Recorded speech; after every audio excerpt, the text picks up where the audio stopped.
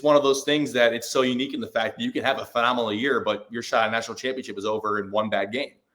Yeah, and that's why they call it March Madness.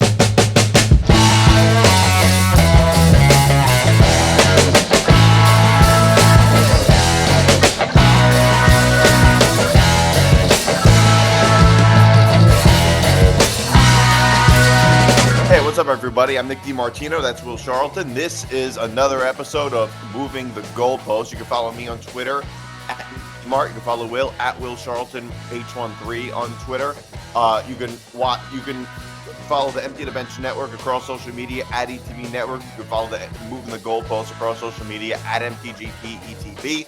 You can watch all Empty the Bench shows on YouTube.com/ETB Network. You can listen to all Empty the Bench shows on ETBpodcast.com. And listen to Moving the Goalpost wherever you get your podcasts. Make sure to like and subscribe. And this show, Moving the Goalpost, is presented by Playback. Stay tuned to find out more. All right. So we have a lot to get to. All tournament talk. I think this show is going to look a little bit like Forever Power 5, but with college basketball. Love it. And, there's a lot. I mean, first and foremost, we have to talk about St. John's getting knocked out in the second round. And the only top two seeds to not make the second weekend. Yeah, it was, first of all, just a showdown between two of the all-time great head coaches. There's a lot of thoughts I have about the St. John's team. And part of this is just not even a real point that I'm making, but it's just sort of sentimental. This St. John's team reminds me a little bit of the OMG Mets. I think that they're very similar. I don't know how much you followed the Mets this year, but yeah, I'm a huge baseball guy. But I mean, I know they went on the run and went to the NLCS. So I'm sure you're familiar with the whole OMG Mets thing. Oh yeah, it is strikingly similar. St. John's was an irrelevant program for so many years. Mm-hmm. And for most of my life. They were great in the 90s. Yeah. But that doesn't count because I wasn't alive for most of the 90s. So neither was I.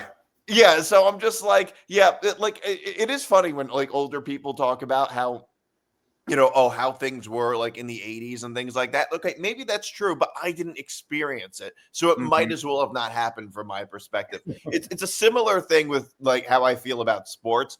And, St. John's was, they had a remarkable season. They were, Rick Pitino single-handedly brought this program back. They were snubbed last year. They should have made it last year. The best, or arguably at least. Yeah, I don't know. They were right on the bubble. Yeah, they were right on the bubble. Fair enough. And before this year, the season that I really hung my hat on, like the best St. John's team that I saw before this season was the one from 10 years ago with Rashid Jordan and Chris Obekbud, Sir Dominic Pointer. And they made the tournament that year. I think they lost in the first round. I can't remember, but I think they lost in the first round. It was a long time ago, but that was the Rashid Jordan team, and then Rashid Jordan ended up going to prison for murder. I don't know if you remember Rashid Jordan. He was like one of the star players. Oh yeah, no, I remember the name. I wasn't back then. I didn't follow college basketball as nearly as closely as I do now. But yeah, I remember the name. Yeah, what were you saying about St. What was I saying? St. John's. You're talking about Rashid Jordan. Yeah, Rashid Jordan. So the point is, that's the team that I remember the most. And that was the best St. John's team that I've seen. But this year, it was just an unbelievable season. It was a great season with a terrible ending. Yeah, it was really just a great season with terrible ending. Unlike the Mets. The Mets did not have a bad ending. The Mets ended up winning 2 playoff series, and they ended up losing to the Dodgers in 6 games. I think that's the biggest difference between the Mets and St. John's this year. But what I will say is that the other thing that St. John's did this year is that it made college basketball relevant in New York again. New York, and the thing with the Northeast, they packed the Garden handful times. They packed that place. Yeah. They were packed at the Garden. I mean, I went to the Garden this year, and we might get into it. I went to the Garden this year once so far because I don't have a lot of money. That's the only time I can barely afford to go once. And it was it was a regular season Knick game. It was the game that Tracy Morgan threw up. And I would have liked to have seen St. John's at the Garden.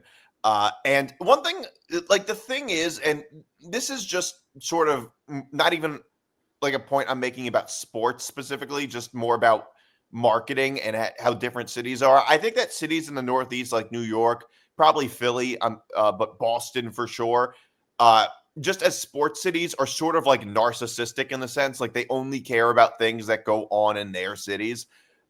Whereas I don't think that's true in most areas throughout the country.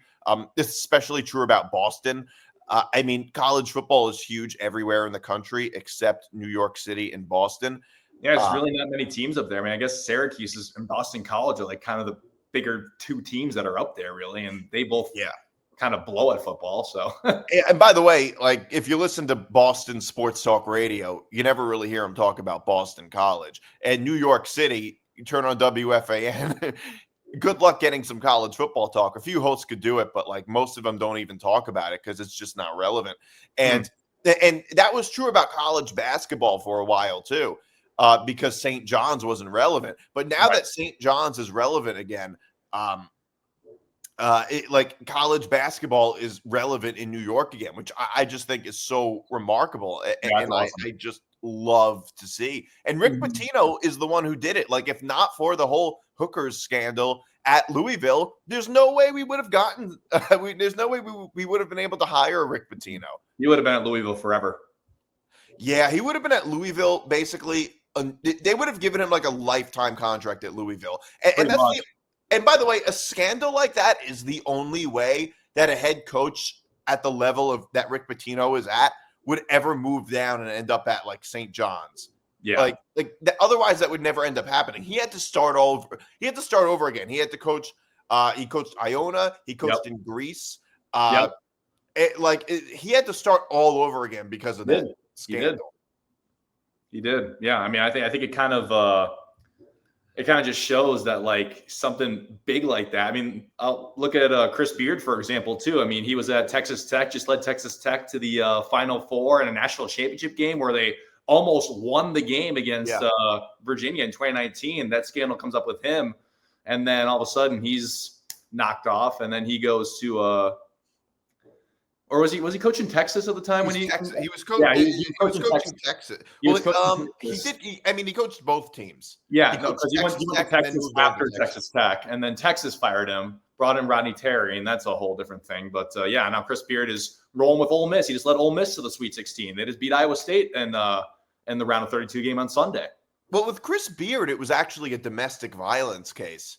I'm just saying it's along those similar. It is interesting lines to me, though. It's funny you bring up Chris Beard because what Chris Beard did was like substantially worse than what Rick Pitino did. For sure, yeah, for sure. Like with Chris Beard, it was a case of domestic violence. Mm-hmm. If that was caught on video, I think he would have been in a lot more trouble. I mean, Rick Pitino had to like start over again. Basically, he went from like the top, went all the way down to the bottom. Whereas Chris Beard, he was the head coach at Texas, and then he just gets a job at Ole Miss the next year. It is odd how that kind of worked out. I mean, Rick Pitino didn't do anything that bad. It was just slightly unethical, but he didn't beat his wife or anything like that. Right, exactly. But I do want to talk about the game itself because we didn't even get to that with the St. John's game. And I will say everything that could have gone wrong in that game did go wrong in the most predictable possible way. It's not even that like what people kept talking about with St. John's was they're going to get into. I mean, it was everything that could have gone wrong did go wrong. It was jump shoot, 3-point shooting, jump shooting, foul shooting. They couldn't shoot foul shots, and they got into a lot of foul trouble. And one thing that people are talking about a lot is that in the Big East during the regular season, they are a lot more lenient when it comes to foul calls. When it comes to like calling, like they let the players be a bit more physical. St. John's is a really, really good defensive team. Yeah. And they're a very physical team. They go for steals. They are very physical. And they can get away with that a lot more when they're playing in the Big East compared to the NCAA tournament and where they're a lot tighter with calls. And this was a really physical game. Oh, there was a tweet that was put out that I kind of laughed at. It was like, "Are we sure this isn't a football game?" Like, I mean, it was so intense, and I mean, I think that's just because of I think it just kind of showed how badly both teams wanted to win the game, even though both teams stunk in this game. I mean, Arkansas played terrible too. When you really think about it, they shot. I mean, they only. What did they shoot? They shot 42.9% from the field and only made 2 3-pointers, just like St. John's. I mean, both teams could not shoot the ball to save their lives. Like, it was a display of physical but not very fun basketball, I guess you could say. And St. John's talked about this narrative, like you were mentioning, the entire season that they shoot the ball bad, they're done, and they shoot 2 of 22 from distance in the game. And RJ Lewis, their best player, goes 3 of 17 and doesn't even play down the stretch because he was playing so terrible. It's just like, one bad game in the tournament, see ya, you're done. The problem with St. John's is that the only guy who can actually hit 3-point shots is RJ Lewis. He's the only one. Pretty much. He's the only guy. And I'm not saying like he's the only good player. I mean, first of all, when you look at the numbers in this game, the field goal percentages of both teams, if you were to just blindly show them to me, I would think that was the 3-point percentage. That's how bad it was. And by the way, St. John's, they shot so bad from the field, I would say, oh, the 3-point shooting doesn't look very good. And then I see it's field goals. Like, oh my God. Like they shot 28% from the field. Yeah. Like that is like if a basketball team, like if an NBA team like shot 28% layups, so many point blank misses. I mean, it was just there's so many point blank misses. It's just like, geez, guys, seriously, you've won 31 games this year, and this is what happens? Yeah. It was just like I said, an anticlimactic ending, and everything that could have gone bad, that could have gone wrong, did go wrong. And there are a lot of predictable things that could have gone wrong with St. John's. And I'm not the first one to say it. Everybody was talking about it. They were just too vulnerable offensively. Yeah, they were. That was their biggest problem. And people are talking about RJ Lewis. I mean, the interesting thing to me, if anything, I think it was probably the minutes that we saw. I mean, everybody's talking about how RJ Lewis sat for the final like 5 minutes of the game. Because he shot 3 for 17, went 0 for 3 from 3-point shots, and but he at least played for a lot of the game. When I hear something, I think to me, when it comes to like the playing time for players, to me the biggest story is Kadari Richmond, and he's not the best player on St. John's, but he's one of the best players on St. John's. Absolutely, and he only played 16 minutes. He sat for a lot of the first half of that game because he got 2 fouls. He got into early foul trouble, and he only played for 16 minutes, and that hurt the St. John's probably worse than anything else.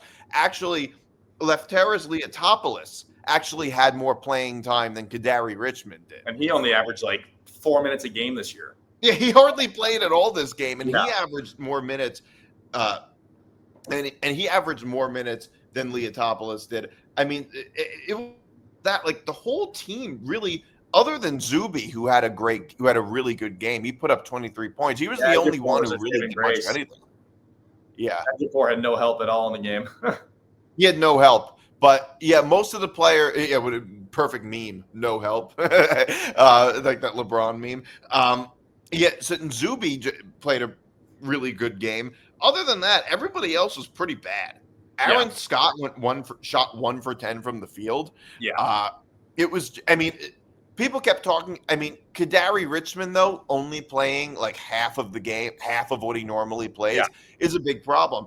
And a lot of people, and I think that really, really hurt St. John's a lot. I agree. I mean, obviously, like you mentioned, Richmond isn't like the by any means the best player on this team. He's definitely, he's definitely probably the third best player on the team, I'd say. But to have that production from him, and obviously, like when you're in a tournament game, you have to make adjustments because if you win, you move on. If you lose, your season's over.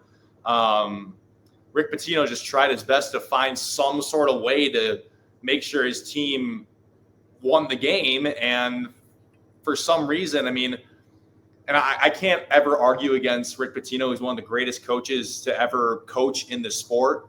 But I feel like you have to at least trust Richmond and RJ Lewis to stay in the game and hopefully just try to help you down the stretch a little bit. I know they both played terrible, but you got to do something to try and keep your team in it. And I know they went on a little run to make things a little tighter in the end, but Arkansas completely controlled that second half. And I don't know. I have a hard time really, like I said, arguing with Rick Pitino, but I feel like you have to keep Richmond and Lewis in the game down the stretch. I just feel like you really have to.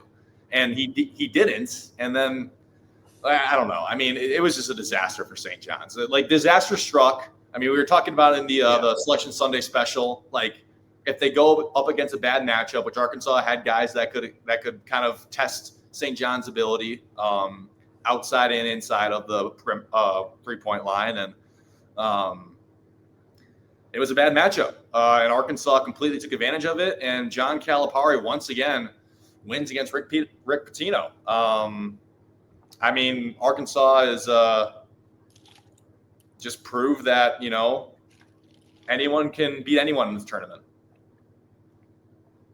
Yeah, and also the thing is, and I think you brought this up, Arkansas was also pretty bad. It's not like Arkansas they were not good. They were not good. They were just slightly better. Yeah, they played slightly better and won the game.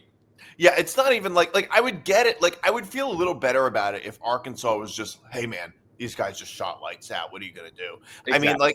They weren't much better from the field. They shot better from the field than St. John's did. But the thing is, everybody on that roster base, everybody, or at least all the starters on the team, played a bad game. Yeah, everybody was bad, and part of me thinks that the stage was just too big for them. Now, I know people are going to say St. John's is a storied program and all of that, but what really matters is the individuals on the team. And I think that these guys were just not ready for it. I think these particular guys just weren't ready for the big stage. That's kind of what it feels like to me. And Arkansas has had guys who have gone to Sweet 16s before, who have been to a Final Four before, and Janelle Davis, who was on the FAU team, and DJ Wagner's been there with Kentucky a couple times before he transferred over to Arkansas with Calipari. And, just Arkansas has guys that have experienced this stage before. St. John's really doesn't. Looking at this entire – I know they got really good players, but like you said, these guys haven't really been on this stage before because they didn't make the tournament last year, so they didn't get that exposure at least to playing in a one-and-done situation. And when they started off, I'll go back to the Omaha game just quickly here. When they started off really slowly against Omaha, I was like, I'm sure they'll pull away in the second half, but this is concerning. The way they were playing against Omaha in the first half was like, man, they always do that. They did the same thing. I know they're a second half team, but it just kind of proved that maybe they really aren't ready for the stage yet. And obviously, of course, they trounced Omaha in the second half, but with the way they played in the first half, they weren't shooting the ball well, and that half carried over into the entire game against Arkansas. So, like we've mentioned, you play bad, you're gone. Well, let's just put it this way: St. John's had, relative to how good they were in the regular season, may have been the most disappointing tournament team. I think so. Other than Clemson, because Clemson lost in the first round to McNeese. Yeah. And they were a good 5 seed too. Very good. Very St. John's is probably the second worst in that sense because they played one good half. Yeah. The entire tournament that they played, the entire time they played in the tournament. Now, in terms of Rick Pitino benching RJ Lewis in the final, I think it was 5 minutes of the game, I understand why he did it. However, it reminds me a little bit of when I don't know if you probably don't remember this, but the Yankees when Joe Girardi benched A-Rod in the playoffs. I forget what team they were playing, and this was like 12 or 13, 12 years ago. And he benched A-Rod, and and A-Rod was playing terribly in the series, and he put in like a third. I don't even remember the guy's name that they put in. That he put in place of A-Rod, and a lot of people, and even though A-Rod wasn't hitting in this series, a lot of people were saying, you know what, he should play A-Rod because he's A-Rod. You know what I mean? Like something could happen. I think the same thing could be true in this case. I agree. He's RJ Lewis, and here's the thing, and I don't know how much of it was because of his play or because of his attitude, but what I'll say is that like there have been a lot of times when RJ Lewis has been bad for maybe the first half or for a lot of the game, and then just makes magic happen late in the game. It's RJ Lewis after all. I mean, he's a phenomenal player. Yeah. So I mean, I've seen RJ. I mean, in the game against Creighton, RJ Lewis had 2 points in the first half and 27 in the second half. And in this game, it was one of the few times that he just wasn't able to bounce back. That was the biggest problem. Now, the Kadari Richmond bet, I understood it because he was getting into early foul trouble, and Richmond ended up, and not only did he get into foul trouble, he ended up fouling out on what was a terrible call. But I will say he didn't have to have 4 fouls before that, so he shouldn't have been playing with 4 fouls in the first place. But that was a terrible foul out. Yeah, I completely forgot about that. Yeah, he did foul out. I was wondering why he didn't play down the stretch. I was like, well, that makes a lot more sense actually. I forgot he fouled out. That's right. Well, part of the reason was because he was benched because he got into early foul trouble. Right, and then he couldn't get out of it. And this was another predictable thing for St. John's, which is that they played very physical in the Big East, and the refs were a lot more lenient with it. And that's also what ended up happening. Overall, though, great season, just terrible, disappointing finish is all I can really say. Yeah. And, you know, okay, so I do want to – I don't know if you have any more to say about St. John's. I think we hit it all. We talked about it a lot. Moving the Goalposts is presented by Playback. Watching sports is more fun with others, but we spend too much time watching alone. Playback is a virtual space where communities can stream live sports together with everyone perfectly synced up. Creators can hop on stage, deliver their own play-by-play analysis and commentary, and invite viewers up for Q&A. Playback makes watching sports fully interactive and a social experience. From playing fantasy sports, rubbing your favorite players and teams, and watching with the commentators and communities you care about. Win or lose, sports are best enjoyed together. Join our community by going to playback.tv/ETB network to find out more, including our live stream schedule. And now back to the show. So a lot of people are talking about there being a lack of upsets in college basketball. And I will say, I think that this argument is very telling. I guess it makes college basketball different from every other sport. I think college basketball is different from other sports in this sense. There is the biggest ratio between regular season and postseason than in any other sport. College basketball goes from being nationally irrelevant for the most part for the first 4 months, or first 3 or 4 months or so, up until maybe like February, and then like post football season, and then it becomes irrelevant. And then it just leads the whole sports conversation for quite a while. I mean, like there's no other sport that's like that. The NFL playoffs is huge, but the whole season is huge. I mean, baseball fits that description a little bit, but the playoffs are a bit overshadowed by the NFL. And basketball is not really like that at all. The NBA, I mean. So no other sport is really like that. Where the playoffs is that much bigger than the regular season. It's so unique in the fact that, like, look at St. John's again. I mean, you win 31 games, and then you play bad one game, and your shot at national championship is over. So it's so unique in that fact that you can have a great season.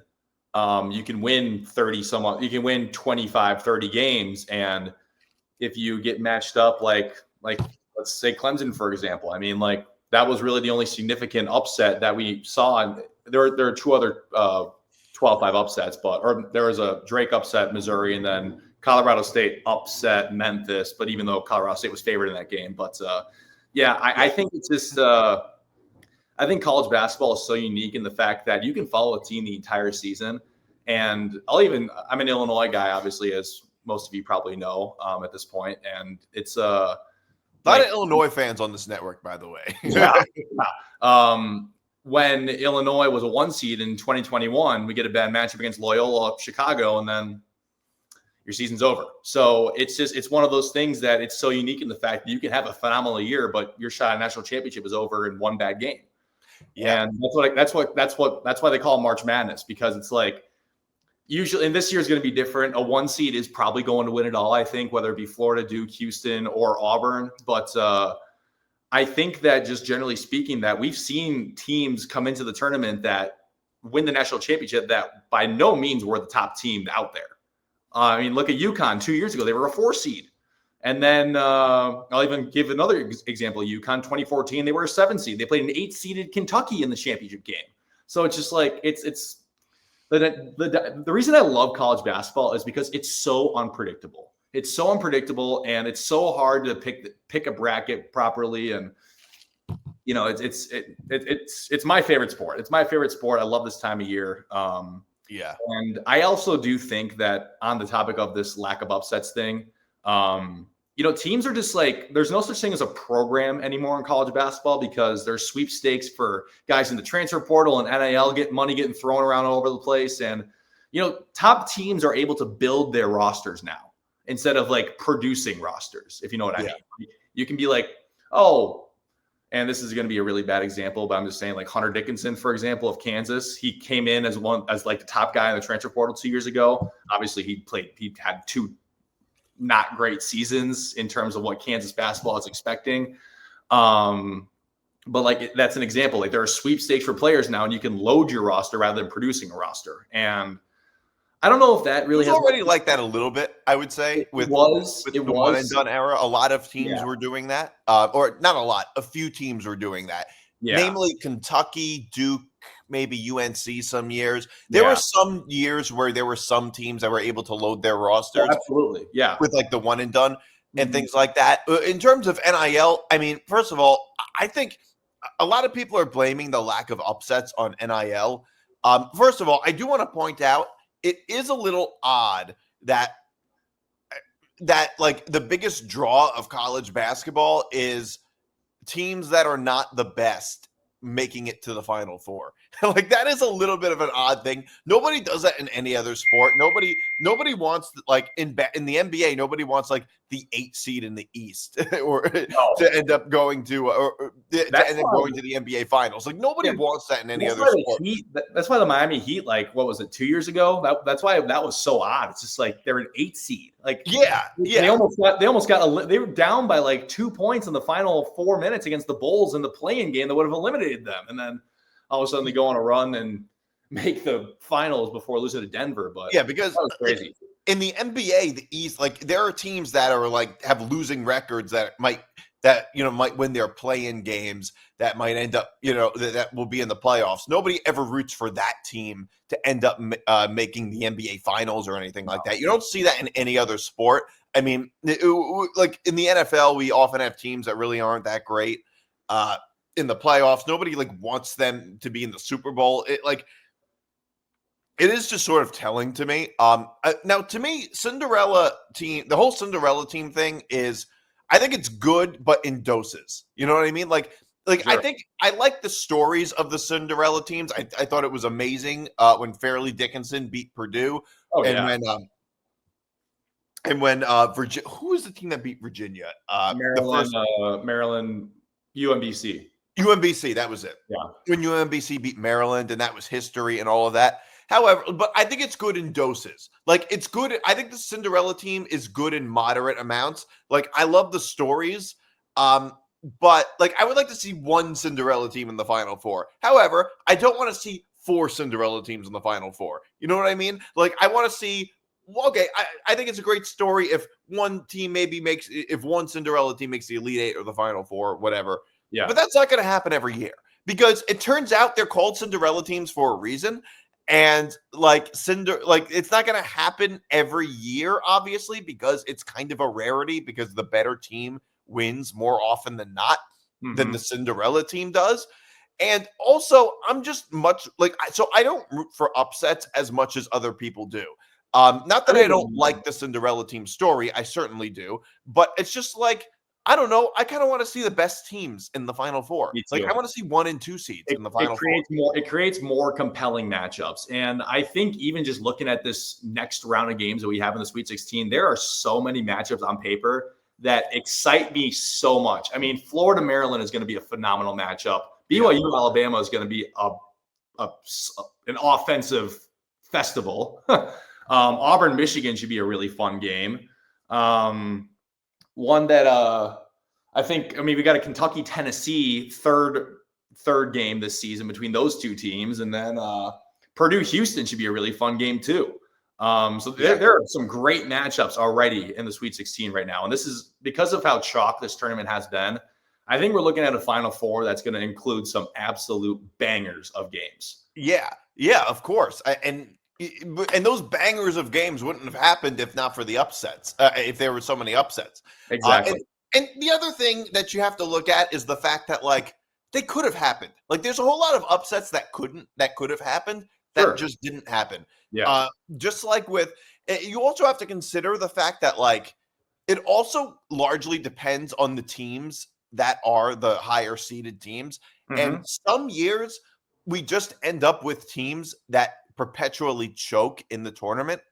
A team like Purdue often chokes in the tournament. So, and they have a reputation for that. So, and we just don't really have that as much this year, other than maybe Auburn, who has a little bit of a reputation for choking in the tournament. And to me, I also think that like, okay, there may be a bit of a lack of upsets, but I think the entire sports media is severely overreacting to it. They are. Because it turns out that like I understand sports is a form of entertainment, but it's not like a TV show. It isn't scripted, so anything could potentially happen. Like the games are, contrary to what some people might say, the games are not fixed, so you never really know. And you're just not going to get these upsets every single year. Yeah. And that just is going. But like I said, Patrick Queen. I mean, we can talk about this a bit, but a lot could have happened. Patrick, not Patrick. That's not his name. Derek Queen. I'm thinking of the football player, Derek Queen, ended up hitting that buzzer beater against Colorado State. If not for that, that would have been an upset. And also, UConn almost beat Florida, but that was a great play. And Maryland, I think, is a good team. A lot of people are talking about, though, they have no depth. I think that's the biggest problem. They don't have a lot of depth. They have a phenomenal starting five, arguably the best starting five in the country. And this is why this matchup with Florida is so much fun to think about, because the three guards on each team, they're going to match up so well against each other. And then Florida starts the two big men, Chinyelu and Condon, against Julian Reese and Derek Queen. This matchup on paper is going to be so much fun to watch. But like you said, I mean, Colorado State had the recipe. They had won 11 straight games going into the game against Maryland. I mean, they hit the three down 2 points that put them up by that. That put them up. Was it 71-70 before Maryland hit that shot? And then Derek Queen just plays the hero and advances Maryland to the Sweet 16 for the first time since the early 2010s. I think it was 2012. I think that game was so much fun to watch go down. I was on the stream, on the playback stream with Ben and Nick Morgasen yesterday. Yeah, I was not there Sunday for that. So that was a good time, and watching that live was crazy, because I mean, you had the three on the other end, which is like, oh man, there's only 3 seconds left, and their body language looked terrible on the bench. Like, it's like, oh man, we're down 1 now. Like, we got to figure something out. And then post game, apparently, Derek Queen said, "Give me the MF and ball," and he got the ball and made the shot. I mean, that shot was so difficult too. You might make that shot like 1 out of every 20 times you shoot it. Off balance, off the backboard, fading away. A little better than that. I think the fact that it hit the backboard made it look a little easier. It did, but That I really don't was. know. I don't know if that was planned or not. So, but still, a phenomenal shot. I mean, first buzzer beater of the tournament. Yeah, that was awesome. That was a great game coming down to the Yeah. wire. And I've been as a Big Ten guy, I've been a huge fan of that Maryland team because I think they are a really fun group to watch, and they had some heartbreaking losses throughout the season. So it's kind of funny that one actually went their way at the buzzer because they were obviously the victim of that half court shot that Michigan State hit to beat them when the game was tied at 54 earlier in the year. So that was they finally got one to go their way. Well, I must confess, I often forget that Maryland's a Big Ten team. Right. They don't feel like a Big Ten team. I mean, shoot, they've been in the Big Ten for I think this was Maryland Rutgers' 10th year in the conference. I want to say so. Yeah, doesn't feel like it. Right. It doesn't really feel like it because they're not. Neither of those teams are really all that relevant in football, so I just forget about them as Big Ten teams. Right. Well, another game which was very, very close was Florida and UConn. Florida survived UConn. Now, UConn to me this year is like the reverse St. John's. They're the reverse St. John's. They had a huge drop off this year in terms of the regular season. They're not nearly as good this year as they were last year. I mean, they were so bad this year in the regular season that if Dan Hurley had left and taken the Lakers job, people would have been like, yeah, it's because Dan Hurley's not there anymore. Like, that's how bad UConn was this year with Dan Hurley. That's what they would have chalked it up to that. For sure. But they're the opposite of St. John's because they had a bad regular season, a disappointing regular season compared to last year, but a really good tournament showing. Like they were really good in the tournament. They weren't supposed to beat Florida. They had all the house money, and they came within 2 points. So, and Florida almost lost that game. And Dan Hurley was really unhappy at the end of the game. He was, I don't know what it was about. It was, I mean, it had to have been about the officiating. It had to have been, but I thought it was a very well called game personally. I mean, I think that the referees did a very good job calling fouls in that game. And I want to make sure to give some flowers to Walter Clayton Jr. I mean, the All-American stepped up when he had to, hit some huge shots down the stretch. I mean, that 1-3 when Florida was up by was the game tied or was it I don't know, but Walter Clayton hit a huge three that gave the feeling like, okay, Florida's going to survive this. And then when Elijah Martin had that dunk to put them up 8 late in the game, that was like, all right, Florida's national championship hunt is still on. And, the thing is, though, UConn was not going to go away easily. They still have a handful of guys on that roster that won back-to-back national championships. And UConn was going to be a tough out no matter who they played. Yeah. And obviously, Oklahoma gave them all they could handle in the first round game. But UConn, I want to give a hats off to that team because, like you mentioned, they had a really bad regular season for what they're used to. And honestly, to see them lose this early is kind of crazy. To not see UConn the second weekend of the tournament is going to be pretty weird. But they had everybody was picking Florida to win that game. I mean, Florida on paper should have won that game by a good amount more. But Florida got tested. And I think that kind of win, because Florida is my national championship pick still. But I think that game really tested the Gators and show them that they can play on the stage because obviously Elijah Martin is a guy who's been there, none that was also on the FAU Final Four team. And, but other than that, that team hasn't really been there. I mean, they made the tournament last year, lost the first round game to Colorado in that thrilling 7-10 game. But this is a Florida team that hadn't really been on a huge stage like this yet. So to show that they can actually beat a team like UConn who played their asses off the entire game, it showed them hey, we can play on this stage. And I think now they're battle tested. I think that was a really important win for Florida to really get some gears turning. Well, that's often how it works in the tournament, which is that these teams that have that get upset early, or teams that teams that get upset don't survive, but the teams that almost get upset, they kind of come into form later in later rounds. Mm-hmm. Which is why the upsets always seem to happen. Which is why the upsets frequently happen earlier in the tournament. Mm-hmm. And Yeah, Dan Hurley, I don't know what he was talking about. They weren't even supposed to win that game anyway. I'm not a big blame the refs guy in general. Like with St. John's, there were some really bad calls, like the one against Kadari Richmond. But it's just like I'm not blaming the refs when Right. St. John's shot under 10% from three. It's like, well, it's a little hard to blame the refs in that case. The refs didn't do that. And Florida looks great. Like Florida has a whole bunch of. Want to hear something funny? Florida shot better, a substantially better percentage from three than St. John shot from the field. That is unbelievable. I believe it. I mean, Florida's got guys who can just score, so I believe it. And by the way, want to hear something interesting? Florida shot a better percentage from three than they did from the field. Wow. That's how amazing they shot. And the reason is because they just, which by the way, goes to show you how impressive UConn was. Because Florida, it's not like they almost beat Florida and Florida was just laying bricks the whole time, like Arkansas and St. John's. They shot amazing.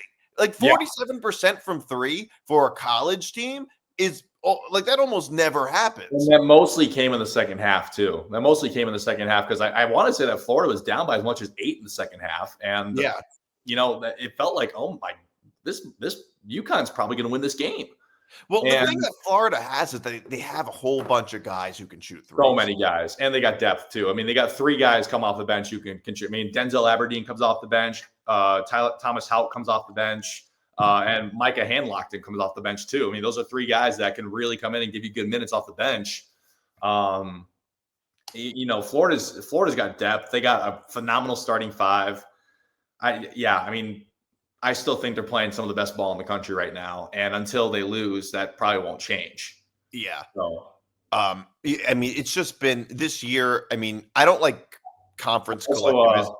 I also want to point out something real quickly. Oh, yeah, go ahead. So Walter Clayton Jr., his first tournament game was on Iona. He was on the Iona team 2 years ago that was coached by Rick Pitino when they lost to UConn the first round. So it's kind of like a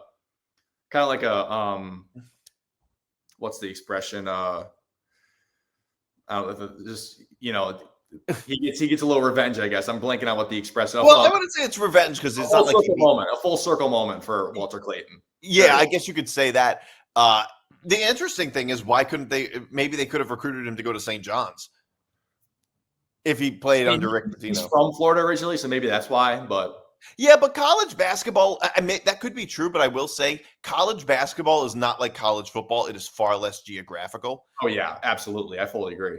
Like, it's not even so much like that in football anymore, but it used to be that like it's not as much anymore in the current like transfer portal NIL era. But for many, many years, it was like the reason certain teams are so good is because they had geographic advantages. Like part of the reason like Alabama football was so good is because like that is just that area of the country is just a breeding ground for like amazing talent. It is. For football, whereas in basketball, it really just depends on the big brand like Kentucky and Louisville and Duke, UNC. I mean, I like for many years, those are like the top tier teams in college basketball, whereas like the best talent in basketball often comes from large cities like New York, Chicago, places like that. Whereas like if college football was as geographic as college. If college basketball was as geographically based as college football, St. John's would have been like a powerhouse team for the past 20 years. But yes, that could certainly be true. And just the storylines this year in college basketball, I think there's a lot of really good storylines in college basketball this year. The only difference is that it's just not what we're used to. Like usually the storyline is like the Cinderella team, but this year it was more like, okay, a team like St. John's is revived because of Rick Pitino, and college basketball is relevant in New York again, which I think is huge. I think that every sport is better when New York and LA teams are relevant. I just think that's just obviously true. I think it's good that the Knicks and Lakers are relevant, are some of the best teams in basketball.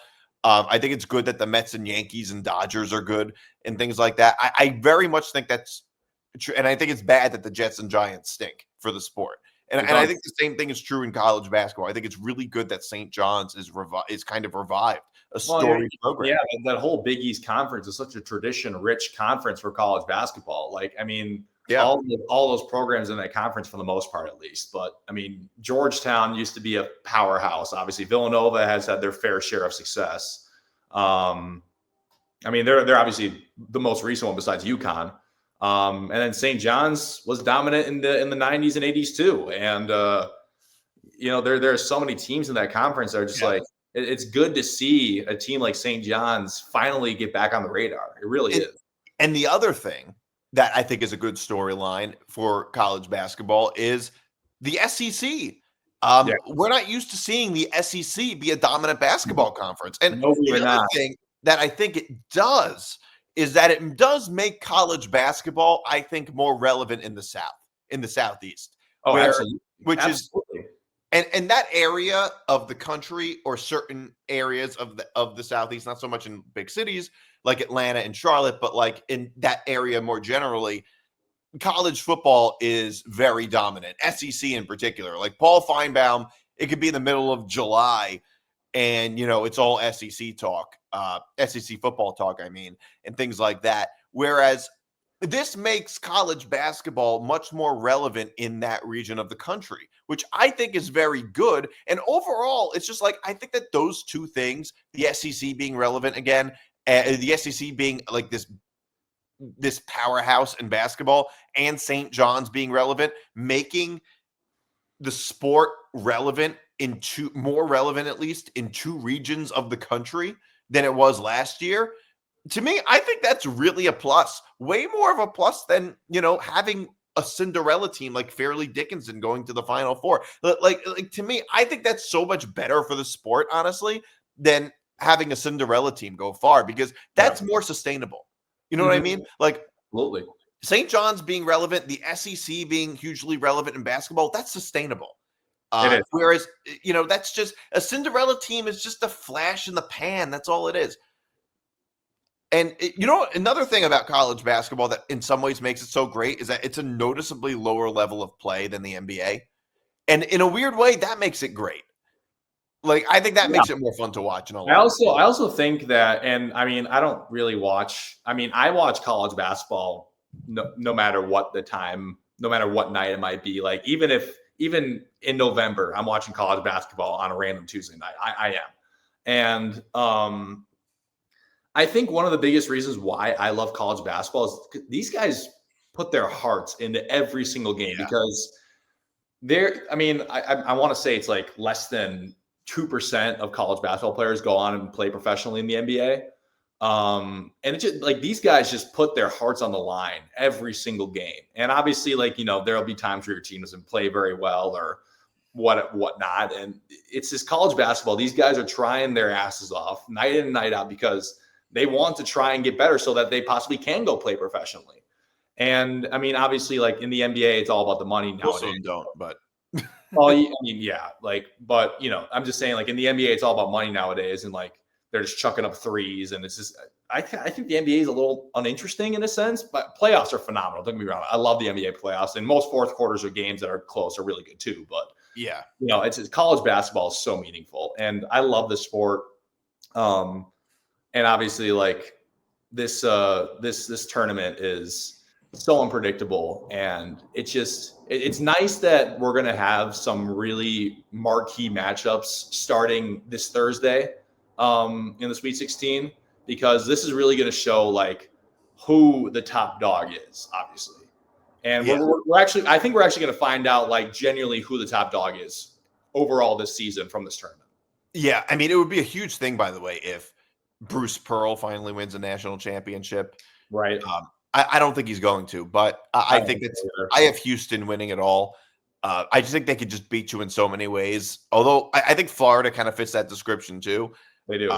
Underrated defensive team too. Florida's an underrated defensive team. Houston's one of the best defensive teams in the country, up there with St. John's and Tennessee. Well, they probably are the best, I'd say. Yeah. So I do want to go through all of these upcoming games briefly. Just preview all of them against the spread. BYU versus Alabama. Alabama's giving 4.5. This over-under is 175, so 174 and a half. First to 90 wins. First to 90 wins. I'm calling it right now, and I'm calling BYU. I got BYU win this game. Okay, you like BYU winning outright. Alabama's defense is terrible. BYU has a few guys that can really – BYU shoots a lot of threes. And they're very good at it. They're very good at it. And if they're hot, it could be a really tough game for Alabama. Alabama – like they did against Wisconsin, BYU is going to win this game. Yeah, interesting. I mean, I like BYU to cover, but I like Alabama to win.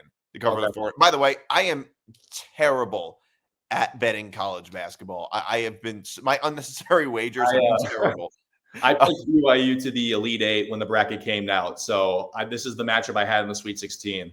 And I got BYU in this game. I think BYU is going to be able to outscore Alabama. I think the race to 90 is to be won by BYU. All right, that is it could be the race to 82. It could be the race to 80, to be honest. It really could be. I think race to 85.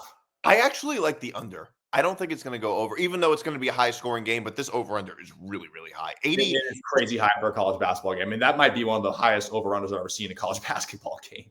Yeah, well, I mean, 174, I'm doing the math in my head. That's 87 points. So if say but BYU wins 87 to 85, that's an under game. It is because it's one. I think that's a little too high. That's crazy. That is crazy. Next is I like Alabama to cover. I like BYU and the under. I'm not picking. Look, with these games, I don't pick winners and losers. I just pick the spread. So I like BYU and I like the under. Maryland versus Florida. Florida is giving 5.5. Over under 154.5. That's much more reasonable. I like Florida in this to cover the 5.5. I think Maryland had a great moment. The thing with Florida is that they can beat you in so many different ways, and they have so many different guys who can do it. They have a lot of momentum. Maryland has a fair amount of momentum too, but Maryland doesn't have the depth. I think that might be the problem. This is where the depth's going to get exposed. Florida just witnessed a battle. Like I said, they're battle tested now. They know what it's like to pull out a game in a really, really pressure-filled moment. I think Florida's going to roll in this game personally. The matchup on paper is really fun. It's going to be a really fun matchup between the two starting fives, but I like the Gators to cover this one. All right, Arizona versus Duke. Duke's giving 9.5 over under 153.5. I like Arizona to cover the 9.5. I think that Arizona's. I don't think they're going to win outright, but 9.5 is a really big spread. It is big in the second. Arizona scores a lot. They do, but and Arizona is obviously much better than they were when these two teams met for the first time in early in the season in Tucson. I think Arizona might keep this close, but Duke might slowly pull away in the second half. I just think Duke's got too much firepower. I mean, Duke is such a phenomenal team from top to bottom. They have the best player. Yeah, I mean, Tyrese Proctor is playing out of his mind right now too, which is a huge addition for them. And Malawach is a huge presence inside. Yeah, I think Duke's going to just have a little too much firepower. It might be close going into the second half. It might be, and I could see it being a little dicey at times, but I think Duke's going to end up pulling away in this one. Arkansas versus Texas Tech. I think I might like Arkansas to cover this, although I don't feel good about it. I like Texas Tech all day in this one. I think Texas Tech is going to roll in this game. Texas Tech just has so much firepower. JT Toppin is unbelievable down the paint. Texas Tech, obviously, they shot really poorly from three in the game against UNC Wilmington, but they played very, very well against Drake. I don't see. I maybe could see Arkansas giving them a game, but I think Texas Tech covers here. All right. Ole Miss versus Michigan State. Michigan State's giving 2.5 over under 143.5. I like Michigan State to roll in this to cover the 2.5. Defensive teams, two very good defensive teams, two defensive heavy coaches in Chris Beard and Tom Izzo. Give me Sparty in this one. I got Sparty to the Final Four as of right now, so give me Sparty. Oh, you're like him. Yeah, I do too. I think that Tom Izzo teams are disproportionately good in tournaments relative to the regular season. Yeah. He has a reputation for that. Ole Miss. Ole Miss is a really good team. They are. They played phenomenal against Iowa State. They crushed Iowa State. They were Iowa State 22 in the second half. Yeah, Iowa State was also very injured. They were. Not having Keyshawn Gilbert is a huge loss. And yeah, I think Michigan State's going to play the better defensive game. They're going to limit the Ole Miss 3-point firepower. They're going to limit Sean Padula from outside, and I think Michigan State's just going to make enough plays down the stretch. It's going to be a close game. I think this is going to be a really close game, actually. But I think Michigan State's going to make enough plays down the stretch that they end up winning this one and covering. All right. All right. Kentucky versus Tennessee, -4.5. Over under 146.5. We were talking about this big SEC matchup. Tennessee. Tournament. Yeah, Tennessee is a much better team than Kentucky, especially on defense. I mean, this is a very big like defense versus offense matchup. I am not a fan of Kentucky as a team. I don't think they're that good. I don't think they're a 3 seed. I thought you were going to beat them personally. I really thought Illinois was going to win that game, and Illinois just played terrible in what was a winnable game. But yeah, I thought Kentucky was ranked this year. Yeah, I thought Kentucky was. Yeah, I thought Kentucky was ranked too high as a 3 seed. I think it had a lot to do with the branding of them being Kentucky, and that's why they were ranked so high. And they probably shouldn't have been. Tennessee, one of the best defenses in college basketball, by far the best defense in the SEC statistically. And Kentucky, I think Kentucky's defense is bad. The only defense statistically in the SEC that was worse than Kentucky's was Alabama, and that's just because Alabama plays such high-powered offense that like they don't that it makes their defense look a little worse than it really is. It does. But I haven't really been impressed with Kentucky lately. Certainly towards the end of the season, I don't think Kentucky is that good. I don't think they're on the same level as Tennessee. It's also so hard to beat a team 3 times in a season. It is so hard to beat a team 3 times. Tennessee's playing better basketball right now. I have a hard time thinking Kentucky's going to win this game. Yeah, I like Tennessee. I also like Tennessee to cover the 4.5. Yeah. And 146.5. I think this is an under game. I can see this being an under game. I could see like Tennessee winning like 72-66, something like that. Yeah, something like that I can see. Michigan versus Auburn. Auburn is giving 7.5. A lot of points against a hot Michigan team. A lot of points against exactly. Michigan's a really hot team, although they did show a little bit of vulnerability against UC San Diego. They're a really good team too. Probably underseeded, honestly. Yeah, true. But they did show some vulnerability. Michigan's not great when it comes to depth. But you know what? I think Auburn, I think this might be a tough spot for Auburn. And Auburn. And Danny Wolf eliminated Auburn back-to-back years. Can he do it? And Trey Donaldson playing his old team too. How about that? Yeah. Another. So I'm not saying I think Auburn's going to lose outright, but I think Michigan looks like a really hot team. And first of all, they just beat a Texas A&M team, who, by the way, I had in the Final Four. Texas A&M is a really, really good team, very physical, and Michigan just beat them. I like Michigan in this game to cover the 7.5. As do I. A lot of points to give up. I think Michigan has the matchups that could definitely give Auburn a test for the money. I think Auburn does end up pulling this one out, but Michigan's going to give them all they can ask for. I got Michigan covering this one for sure. I could see this game going under, honestly. I don't know. I could see it going under. I think that it would. I also see this game being like 80-76 too. So Now I do think upsets. I think that it would be a pretty like for everybody talking about like the lack of upsets and things like that. If Michigan ends up upsetting Auburn, will they finally shut up? Because that would be a pretty big deal. No kidding. And the funny thing is people are often talking about Michigan and how like they won the Big Ten and it did almost nothing for them. Like they were, it did something. They wouldn't have been a 5 seed, but if they didn't win the Big Ten. And then finally, Purdue versus my pick for the national champion, Houston.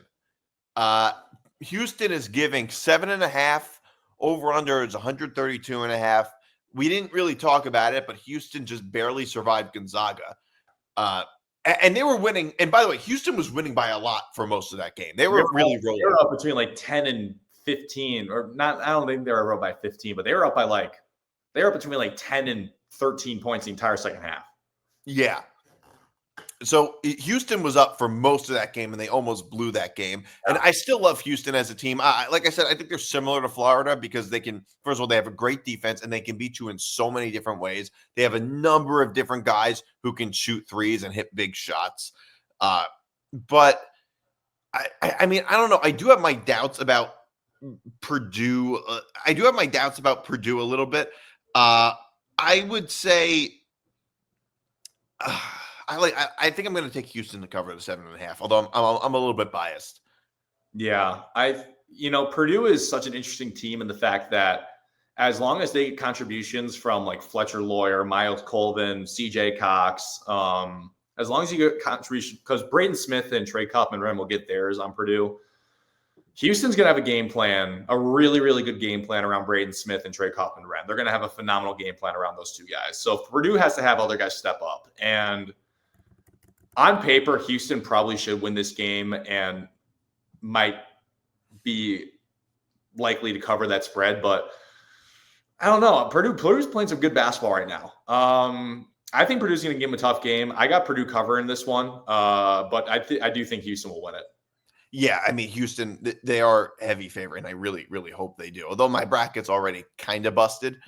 My Final Four is still intact, so we're doing all right for now. Well, the problem with like picking upsets is that like nobody can predict which upset is going to happen. So if you predict the wrong upset, it always ends up screwing up your whole bracket. Yeah, true. So briefly, I do want to review my experience at Madison Square Garden. I was at the Knick game last Monday. It was the game that Tracy Morgan threw up in. It was that game. And I will say, even though it feels like it costs $1,000 to walk inside the Garden, you have to take out a second mortgage to go to a Knick game. It's a lot cheaper to be a Net fan than it is to be a Knick fan. I will say though, I think that when it comes to watching sports live, I am very much a fan of basketball. I would say, I mean, I don't really care that much. I don't watch hockey, but basketball, I enjoy watching basketball live for this reason. I don't have to worry about the weather. Like people often talk about that in like football and how great the environment is and things like that. Look, if the Jets play in the Super Bowl and they're playing in Green Bay, I'm not going. I'll watch on TV. Like I'm one of the biggest Jet fans you'll know. I'm not going to Green Bay and freezing my ass off to watch the Jets in the Super Bowl. Lambeau Field is a phenomenal place to watch. I've been to a few games where it's really cold at Lambeau Field. It's fun. It's fun. Yeah, like I'm just not like that. I don't want to deal with elements. I'm just like I'm done with elements, I guess you can say. Like I don't want to deal with elements, and that's kind of why I like watching basketball live. I will say, watch live.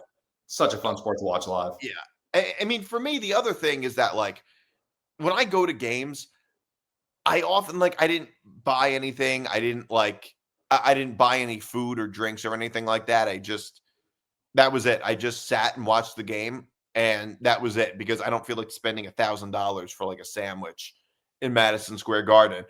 My experience at Madison Square Garden was better than my experience at MetLife Stadium, where I told the story about how I went to go get a cup of coffee, Dunkin' coffee, which by the way, Dunkin' coffee is disgusting. I think it's terrible. That was enough of a mistake. But like they ran out of the cups that they get, the Dunkin' cups, so they had to give me a Jets cup.